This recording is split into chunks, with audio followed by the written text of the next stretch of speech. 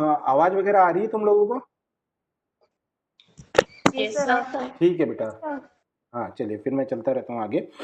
जहाँ बंद हो जाए बेटा मेरे को एक बार कोई भी जना थोड़ा सा मैसेज करके और ये करके बता दीजिएगा, है ना? राइट।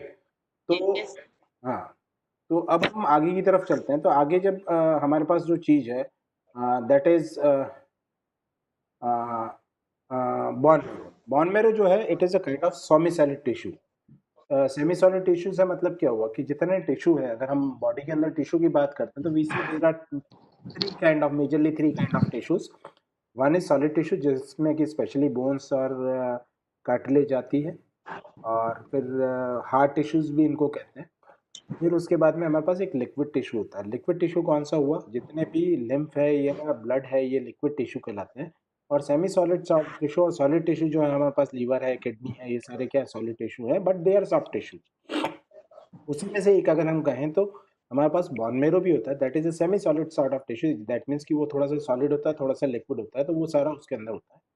प्लस स्पॉन्जी और कैंसेलियस बोन्स पोर्शंस के अंदर पाया जाता है कि जिन अस्थियां जो कि स्पंजी हैं, कैंसेलियस हैं, लंबी अस्थियां हैं, उनके साथ में पाया जाता है। It is a primary site of new blood cell production. कि बोन मेरो जो है हमारा, जैसा कि पक्षियों में हमने कहा कि बूसो फेब्रिलस है, बोन मेरो जो है हमारी बॉडी में रुधिर के कंपोनेंट्स के बनने के लिए एक इम्पॉर्टेंट ऑर्गन होता है। और जिस प्रोसेस से रुधिर बनता है या जिस प्रोसेस से रुधिर कोशिकाएं बनती है that is called as haematopoiesis या हीमोपोइसिस। कई जगह इसको हिमेटोपोइसिस भी कहते हैं, कई जगह इसको हीमोपोइसिस भी कहते हैं। Every kind of cell, whether it is RBC, whether it is WBC, whether it is platelet, leukocyte, whatever it is, वो सारी जो बनती है, वो सारा सारा जो प्रोसेस है वो कहलाता है हेमेटोपोइसिस या हीमोपोइसिस। ये हमेशा हीमोपोइटिक सेल्स का मिलके बना होता है।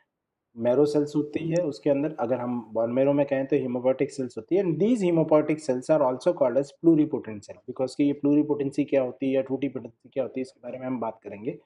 But it is hemopoietic cells composed of hemopoietic cells।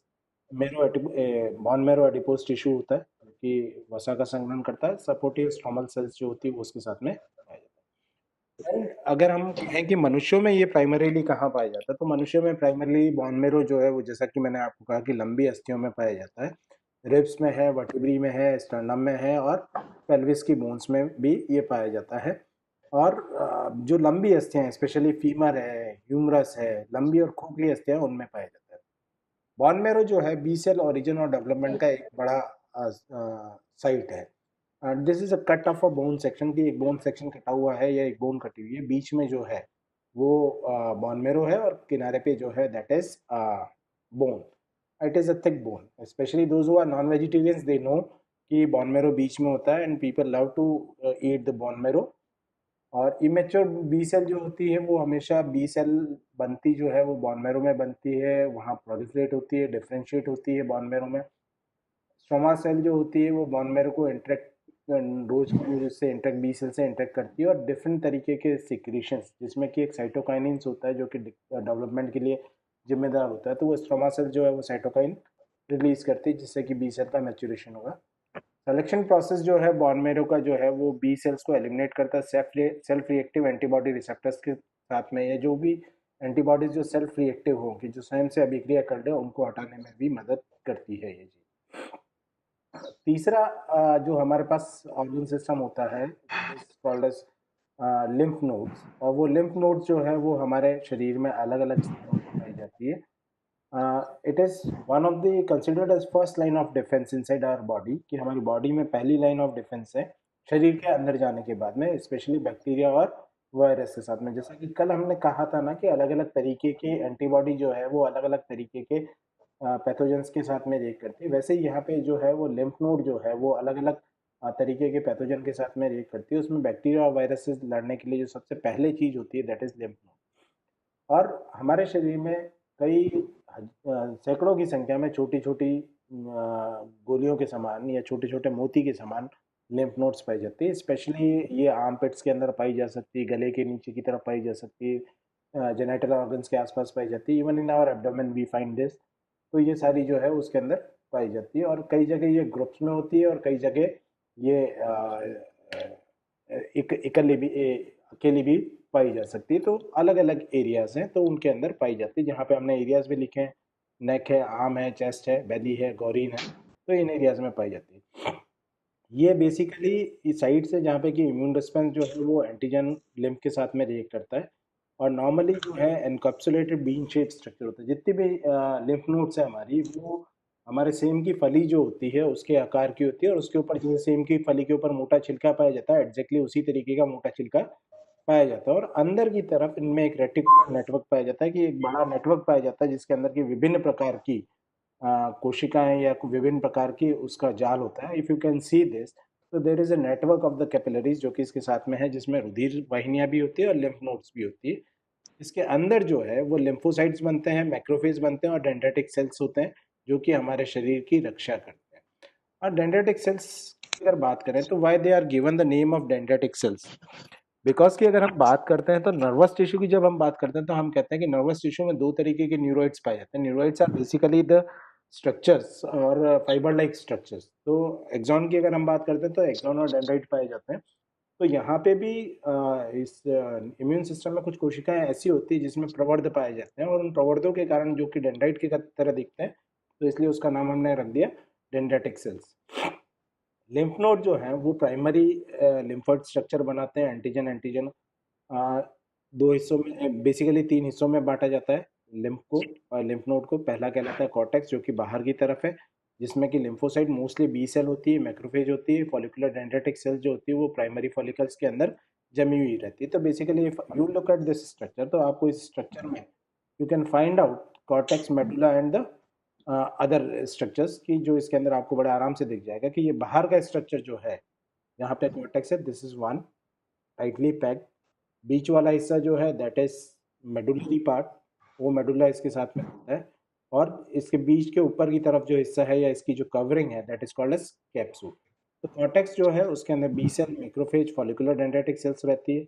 Antigenic challenge के बाद प्राइमरी फॉलिकल जो होता है वो बड़ा हो जाता है, और उसके अंदर हर एक में एक जर्मिनल सेंटर होता है। जर्मिनल सेंटर मतलब which can produce the different kind of antibodies, उनको प्रोड्यूस करता है, तो वो सारा चीज जर्मिनल सेंटर।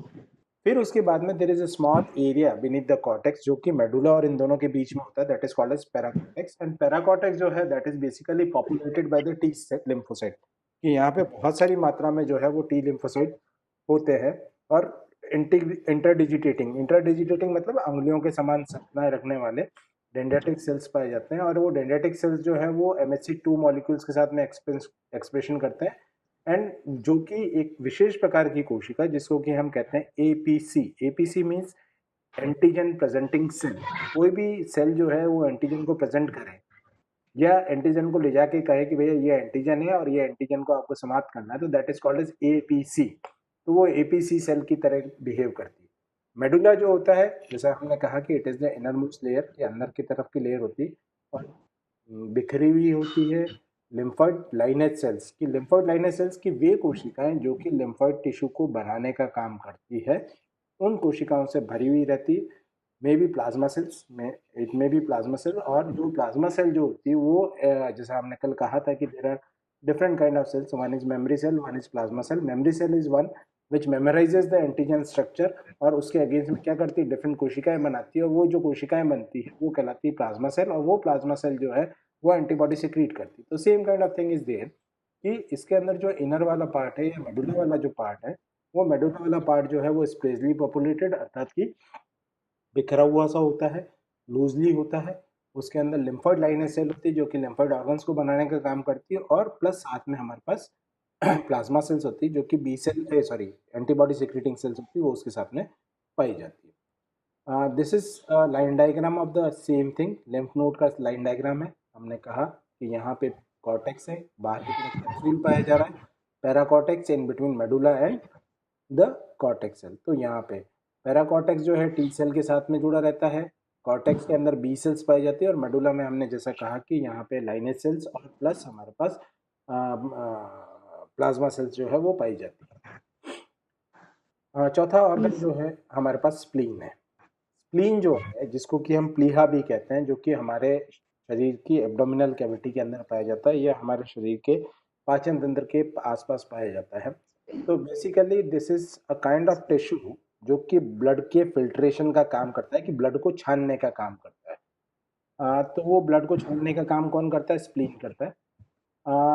आरबीसी के साथ में और डब्ल्यूबीसी के लिए बहुत इंपॉर्टेंट, आरबीसी और इम्यून सिस्टम में बहुत बड़ा रोल प्ले करता है। जैसा मैंने शुरू में कहा था, it is a graveyard of RBCs, old RBCs और मेच्योर आरबीसीज, की जो आरबीसी हमारे पुराने हो चुके हैं, जिनका जीवन काल पूरा होने आया है, तो उनके लिए यह एक ग्रेवयार्ड की तरह काम करता है, कि वो उनको वहां पे लाके नष्ट करता है इन द सेंस कि उनको तोड़ देते हैं। उनको कैसे तोड़ देते हैं? कि वो उसके अलग अलग कंपोनेंट्स हो जाते हैं, और वो कंपोनेंट्स जो हैं वो बाद में काम आ सकते हैं। और स्पेशली उसमें जो सबसे इंपॉर्टेंट चीज होती है, that is haemoglobin, which contains the iron. और वो आयरन जो है वहां से रिलीज होता है, वो वापस जाता है हमारे बोन मैरो सेल्स में, और बोन मैरो सेल्स में जाने के बाद में again it becomes a part of our RBC, तो वहां पे जाके उस हिस्से का बन जाता है। दूसरा, ये हीमोग्लोबिन जो होता है वो आरबीसी से, मैंने पूरा प्रोसेस बता दिया कि आरबीसी से, बट इस पूरे प्रोसेस के अंदर जो है कि एक मोनोन्यूक्लियर फेगोसाइटिक सिस्टम होता है, कि इसको आरबीसी जितने भी ये लेता है अपने अंदर की तरफ, जो ग्रेवयार्ड करता है, तो उसको भी फेगोसाइटोस किया जाता है। और ऐसी कोशिकाएं जिनमें एक केंद्रक पाया जाता है, they are called as mononuclear phagocytic cells, उनके द्वारा जो है ये हीमोग्लोबिन का मेटाबॉलिज्म करता है।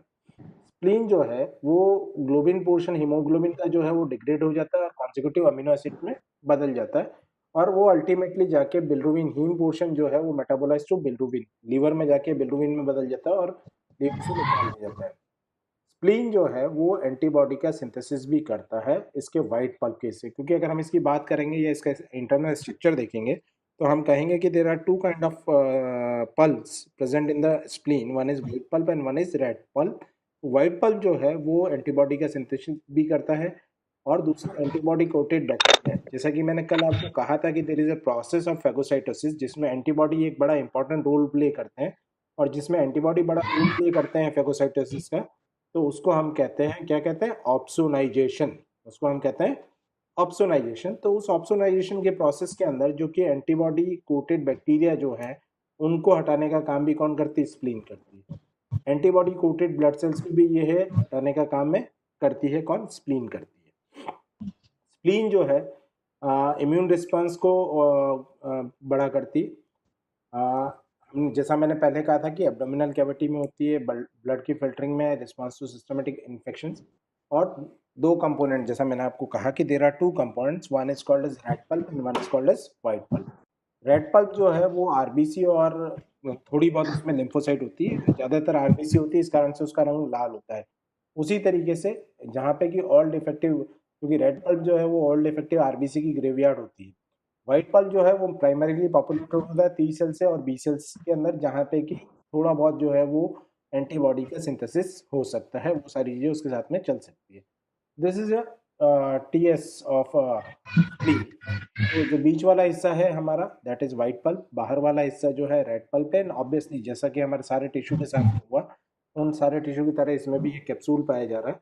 व्हाइट पल्प की अगर हम बात करें तो बेसिकली देयर आर फॉलिकल्स और marginal zone. Marginal zone is zone which is in touch with the medulla part के, सॉरी कॉर्टेक्स पार्ट, कि कॉर्टेक्स पार्ट के साथ में या रेड जोन के पास में रहता है, तो वो जो है वो उसके साथ में पाया जाता है। और दूसरा, एक आर्टरी के आसपास भी जो है इसके अंदर एक शीट पाई जाती है, जिसको हम कहते हैं पेरी आर्टियोरल लिम्फोइड शीट, जो कि लिम्फ को सीधा ट्रांसफर करती है किसके अंदर? ब्लड वेसल्स के अंदर। एक और जो हमने कहा था कि तीसरे तरीके का हमारे पास सिस्टम है, that is called as cutaneous associated lymphoid tissue, tertiary kind of system, जिसमें हमने कहा कि स्किन जो है वो बैरियर की तरह काम करती है, फिजिकल बैरियर की तरह काम करती है, नॉन स्पेसिफिक डिफेंस के अंदर काम आता है। Epithelial cell outer layer of skin की जो है वो नंबर ऑफ साइटोकाइंस सिक्रीट करती है, और जो लोकल इन्फ्लेमेटरी रिएक्शन है, कि जो भी लोकल रिएक्शन होती है वो स्किन इसको साथ में देखती है, तो उसके साथ में ये होती है। प्लस जैसा मैंने इसके साथ में कहा कि ढेर सारी जो ग्रंथियां होती है वो ग्रंथियां इसको मदद करती है। उसी के साथ केराटिनोसाइट्स जो है वो एमएससी क्लास 2 मॉलिक्यूल्स और एपीसी के फंक्शन को करती है। लैंगरहैंस सेल्स जो होती है वो एपिडर्मिस को रीजनल लिम्फ नोड तक माइग्रेट कर सकती है, और ये सेल जो है वो क्लास 2 एम्फिजन एमएससी मॉलिक्यूल्स को करती है, और पोटेंट एक्टिवेटर और नेटिव टीएचएल की सेल को एक्टिवेट करने का काम भी करती है। तो अगर हम कहें कि अभी तक हमने क्या क्या देखा, तो जितनी तरीके की हमने देखे तो they participate in the immune response as a white blood cells की, जितने भी हैं वो सारे वाइट ब्लड सेल्स की तरह काम में करते हैं। लिम्फोसाइट जो है ओनली सेल है जो कि इम्यूनोलॉजिकल एट्रीब्यूट, स्पेसिफिसिटी, डाइवर्सिटी और इस तरीके की चीज़ों को रखती। तीन तरीके, दो तरीके मेजर, दो तरीके के हमने कहे, प्राइमरी और सेकेंडरी। कौन कौन से किस किस तरीके के होते हैं? तो वो जो है प्राइमरी जो है वो लिम्फोसाइट को मैच्योर और एंटीजेनिकली कमिटेड बनाते हैं। कि सेकेंडरी जो है वो एंटीजन को पकड़ते हैं और वो लिम्फोसाइट को प्रोवाइड करते हैं, इस सारी चीज़ों को करते हैं। तो this is all about the organs, जो कि हम बात करें कि कितने तरीके के ऑर्गन्स हमारे पास हैं। उन सारे ऑर्गन्स के लिए जो है वो इस तरीके की चीज़ें हमारे पास थी कि उन सारी चीज़ों को जो है हमने देखा। बताएं बेटा इसके साथ में कोई चीज़।